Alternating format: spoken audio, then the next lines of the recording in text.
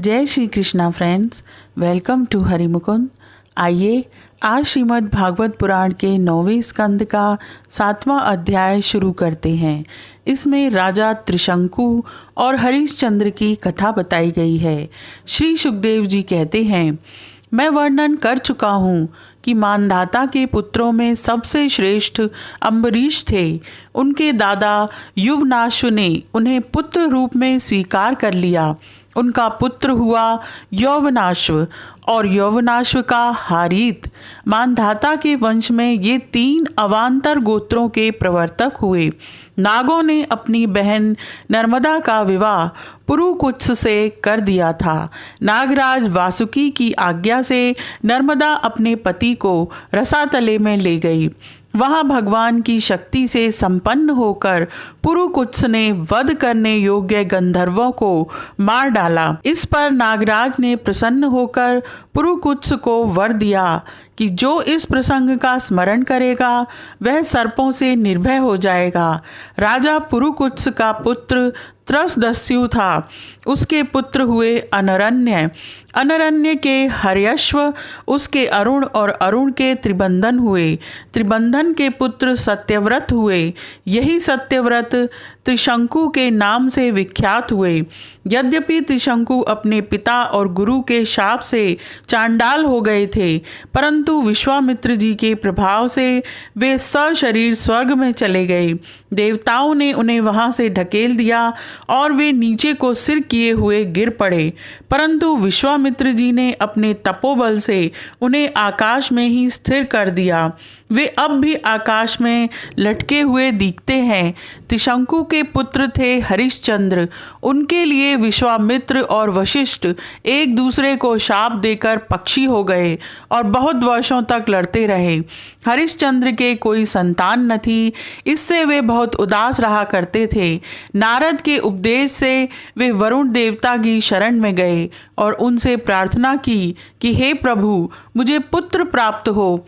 महाराज, यदि मेरे वीर पुत्र होगा तो मैं उसी से आपका यजन कराऊंगा। वरुण ने कहा, ठीक है। तब वरुण की कृपा से हरिश्चंद्र के रोहित नाम का पुत्र हुआ। पुत्र होते ही वरुण ने आकर कहा, हरिश्चंद्र, तुम्हें पुत्र प्राप्त हो गया, अब इसके द्वारा मेरा यज्ञ करो। हरिश्चंद्र ने कहा, जब आपका यह यज्ञ पशु रोहित 10 दिन से अधिक का हो जाएगा तब यज्ञ के योग्य होगा। 10 दिन बीतने पर वरुण ने आकर फिर कहा, अब मेरा यज्ञ करो। हरिश्चंद्र ने कहा, जब आपके यज्ञ पशु के मुंह में दांत निकल आएंगे तब वह यज्ञ के योग्य होगा। दांत उगाने पर वरुण ने कहा, अब इसके दांत निकल आए, अब मेरा यज्ञ करो। हरिश्चंद्र ने कहा, जब इसके दूध के दांत गिर जाएंगे तब यह यज्ञ के योग्य होगा।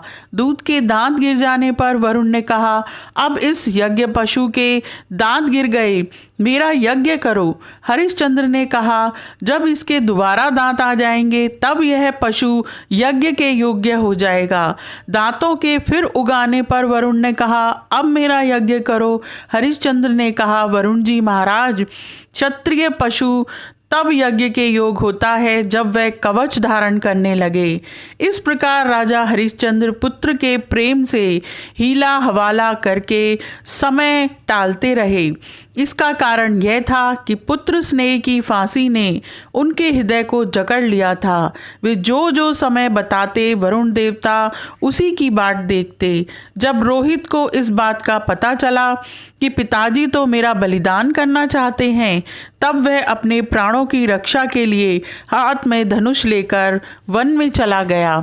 कुछ दिन के बाद उसे मालूम हुआ कि वरुण देवता ने रुष्ट होकर मेरे पिताजी पर आक्रमण कर दिया है, जिसके कारण वे महोदर रोग से पीड़ित हो रहे हैं। तब रोहित अपने नगर की ओर चल पड़ा, परंतु इंद्र ने आकर उसे रोक दिया। उन्होंने कहा, बेटा रोहित, यज्ञ पशु बनकर मरने की अपेक्षा तो पवित्र तीर्थ और क्षेत्रों का सेवन करते हुए पृथ्वी में विचरना ही अच्छा है। इंद्र की बात मानकर वह 1 वर्ष तक और वन में ही रहा।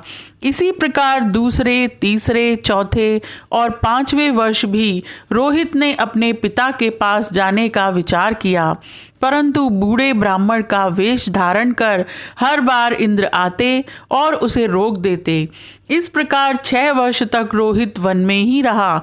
7वें वर्ष जब वह अपने नगर को लौटने लगा, तब उसने अजीगर्त से उनके मझले पुत्र शुनशेप को मोल ले लिया और उसे यज्ञ पशु बनाने के लिए अपने पिता को सौंपकर उनके चरणों में नमस्कार किया। तब परम यशस्वी एवं श्रेष्ठ चरित्र वाले राजा हरिश्चंद्र ने महोदर रोग से छूटकर पुरुष मेध यज्ञ द्वारा वरुण आदि देवताओं का यजन किया। उस यज्ञ में विश्वामित्र जी होता हुए परम संयमी जमदग्नि ने अध्वर्यु का काम किया। वशिष्ठ जी ब्रह्मा बने और अयास्य मुनि साम गान करने वाले उद्गाता बने। उस समय इंद्र ने प्रसन्न होकर हरिश्चंद्र को एक सोने का रथ दिया था। हरिश्चंद्र को अपनी पत्नी के साथ सत्य में दृढ़तापूर्वक स्थित देखकर विश्वामित्र जी बहुत प्रसन्न हुए। उन्होंने उन्हें उस ज्ञान का उपदेश किया जिसका कभी नाश नहीं होता। उसके अनुसार राजा हरिश्चंद्र ने अपने मन को पृथ्वी में, पृथ्वी को जल में, जल को तेज में, तेज को वायु में और वायु को आकाश में स्थिर करके आकाश को अहंकार में लीन कर दिया। फिर अहंकार को महतत्व में लीन करके उसमें ज्ञान कला का ध्यान किया और उससे अज्ञान को भस्म कर दिया। इसके बाद निर्वाण सुख की अनुभूति से उस ज्ञान कला का भी परित्याग कर दिया और समस्त बंधनों से मुक्त होकर वे अपने उस स्वरूप में स्थित हो गए जो ना तो किसी प्रकार बतलाया जा सकता है और ना उसके संबंध में किसी प्रकार का अनुमान ही किया जा सकता है। यह अध्याय यहीं समाप्त होता है। आज के लिए इतना ही। Please like, share and subscribe my channel. Thank you.